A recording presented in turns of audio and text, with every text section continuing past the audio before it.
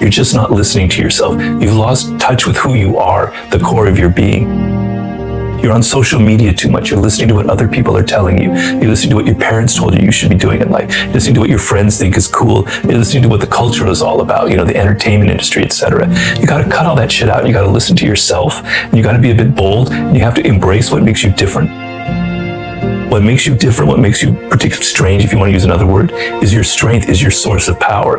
You've lost touch with it. Let's go back and try and find it. And that's the whole problem here. How do you find it? Well, it's a process. You have to be patient. It's not going to come like a light bulb in your head. I was meant to do this. That's not how it works. It takes time. To do anything in life takes time and hours and patience and work. And so what the game of life involves is knowing your uniqueness, is knowing who you are, is knowing what makes you weird and what makes you odd.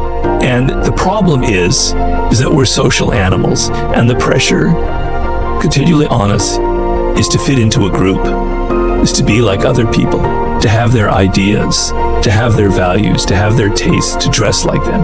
But look at all the powerful people in this world. They're one of a kind. They're different. They stand out for something that's truly different. Even Albert Einstein, there's nobody else like Einstein. There's nobody like Da Vinci. That's where your power lies. Know who you are.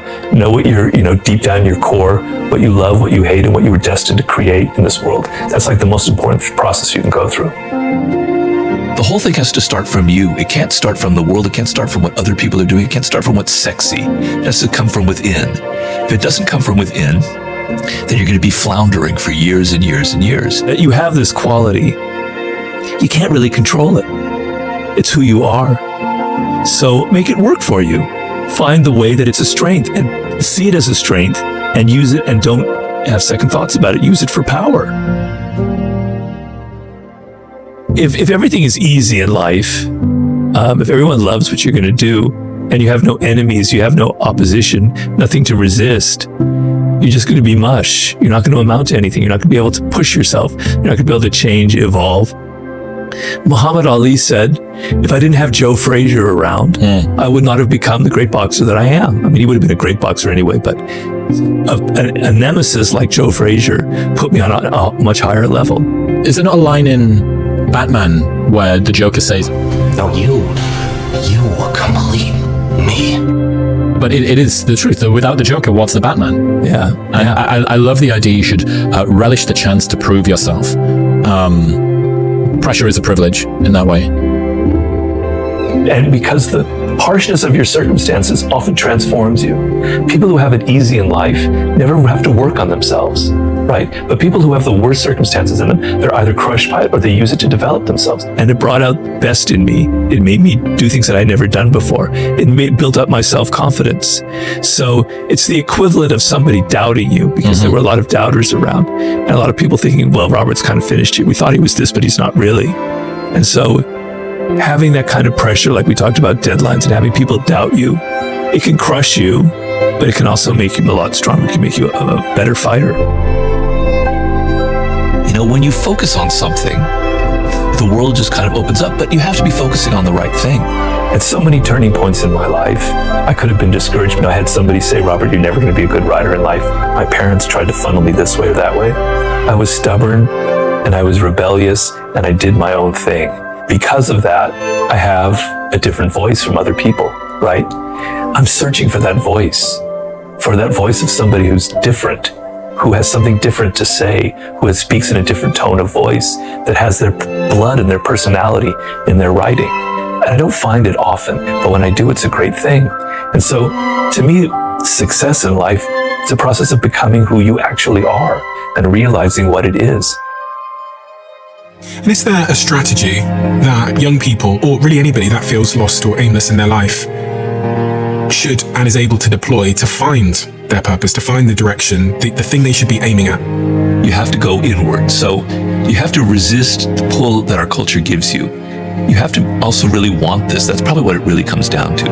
Are you unhappy? Are you frustrated? Are you hitting kind of rock bottom? Is this a turning point in your life where you realize, if I keep going this way in 5 years, it's going to be really serious? Okay, it has to be important to you, and you have to have a sense of urgency. And with that sense of urgency, you have to make some decisions. And one of the decisions that's absolutely essential is to pay less attention to what other people are doing, to pay less attention to what other people are saying, to pay less attention to what people are telling you should be doing, and to go inward and think about yourself and think about what you love and what your interests are that have nothing to do with what people are doing on social media, the things that grab you, that excite you deeply inside in a way that's almost irresistible.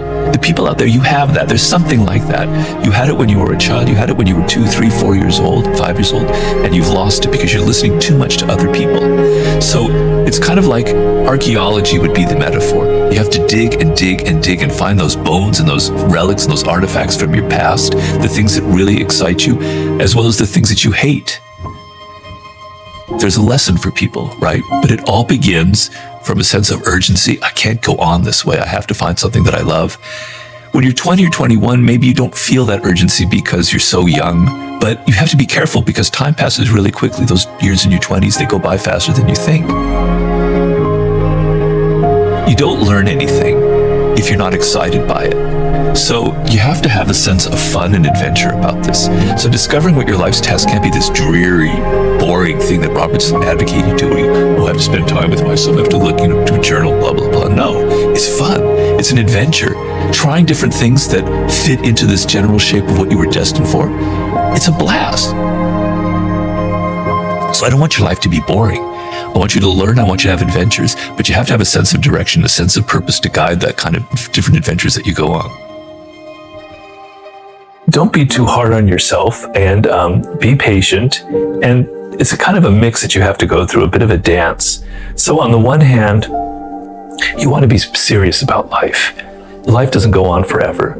Your youth will be over in 10, 12 years. You better believe it goes faster than you can imagine, right? So take it seriously.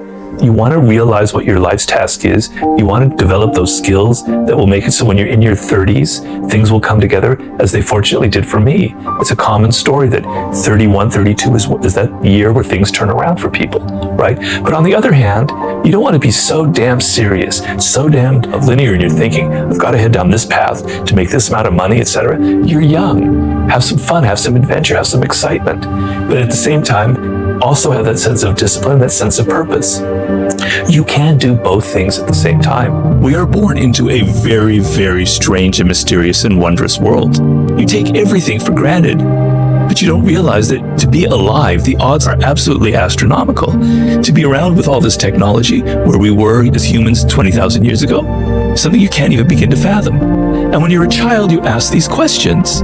You know, Albert Einstein said the same thing, genius is able to keep questioning, to be that child, to keep wondering about things, right?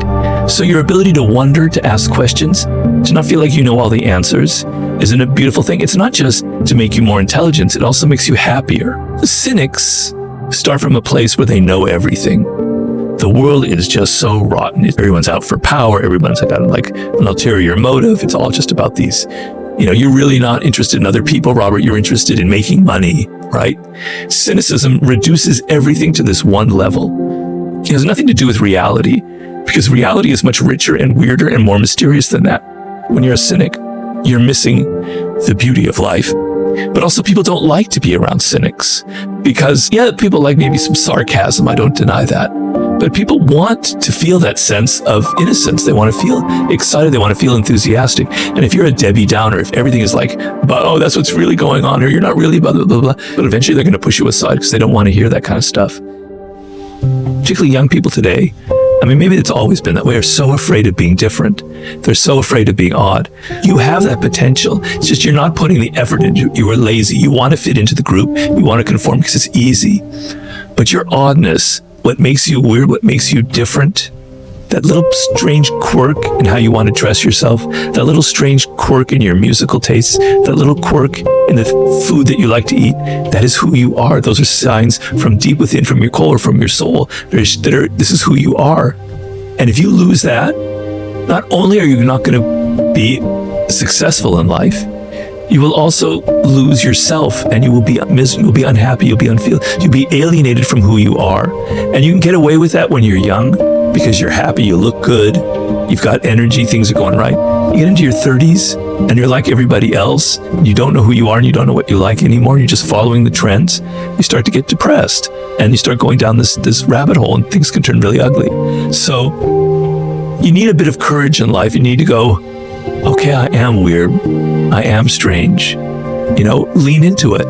When I had the 48 Laws of Power, when I first wrote the book, it was a very strange looking book, and it reflects my own strangeness. Things on the margins, stories, everything broken up, images, quotes here and there. It's kind of how my brain is, a hodgepodge, kind of a mess, really. And the publishers, they bought the book, but then they came back to us and they said, Robert, can you kind of maybe make this more like other books? Can you get rid of all those sections and everything? And I said, no, take it or leave it. This is the book as it is. It's odd, it's strange. They didn't like that because if it doesn't fit into all the other books that have had successful, it's too big of a risk. If this movie isn't like the movies that were made last year, who knows who'll go see it? People are so conservative. But because it was odd, it stood out and it was successful. If I had succumbed and I compromised and made it more like other books, I wouldn't be here talking to you. So sometimes you need a little bit of cojones, you need a little bit of courage, you need to stand up and say, I'm okay being different. It's fascinating that lots of people, maybe most people, want to be extraordinary in some way, but also don't want to stand out in a way that allows them to be mocked. But, you know, the latter is the price of the former. You can't behave the way that everybody else does and expect to not get the results that everybody else gets. You know, you have to get out of this way of thinking that so many people have, which everything has to be simple and linear, and I'm headed in this direction, there's got to be a solution, like I'm hacking my way to the truth. Life doesn't work that way. Life is very complex. So 50, he did his first album called Power of the Dollar, and it's absolutely fantastic. But right before it was to be launched, he got shot, and the producers dropped him on the album. They didn't release it, and they dropped him from Columbia Records. It's too dangerous. And so he was thinking, you know, that failure, instead of it had been a big hit, would have gone to his head. You know, who knows what would have happened to him. Here it was, like, completely back to square zero. In fact, worse, he had nothing. He did all this work, and he had this price on his head, and nobody would come near him.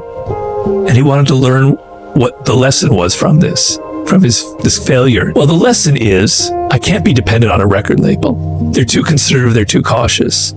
I'm somebody who lives on the edge. I'm not going to put out a record, I'm going to do mixtapes, and I'm going to sell them on the streets of Queens, and then Brooklyn, and then Manhattan. He learned from that.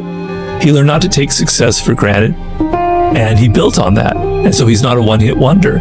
So sometimes success when you're in your 20s is the worst thing that can happen to you, because you have no discipline, you have no perspective, you think it's just going to keep going the way it is, you're not aware of all the dangers out there, you don't have life experience enough to realize how things can turn on you very quickly.